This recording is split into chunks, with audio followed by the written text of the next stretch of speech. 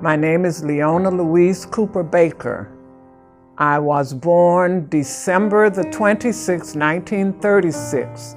I am very proud because I live on the same site where I was born 86 years ago. The early times were just wonderful in my neighborhood. My mother was Bahamian, of course. We also lived among other blacks who came from Valdosta, Georgia, Fort Valley, but we got along. Our parents had to work very hard. But the one thing that I always talk about is that there were so many families during my time. We listened to what our parents said, and what they always talked about to us was to get an education. So I went to Carver, which was next door, and Carver was extended from 1 to 12. After I finished Carver in 1954, I attended college. I went to Lincoln University in Jefferson City, Missouri. It was a very good school for children who didn't have very much. I've always been interested in preserving history and listening to stories that the older people told.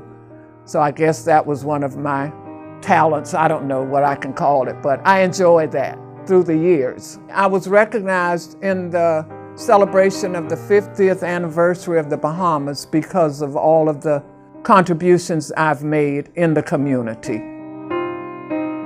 I submitted the pictures of those houses that are mainly located on Florida Avenue to a publication called Florida's Historic African American Homes.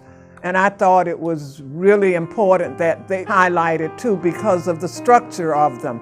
Many of them were not necessarily shotgun houses because they are more narrow, although we have a lot of them in there. One of the men who built a lot of those houses, his name was Leonard Hopkins, and his picture is shown on one of my quilts. And all of those houses were very well done, and a lot of those houses are still standing on Florida Avenue.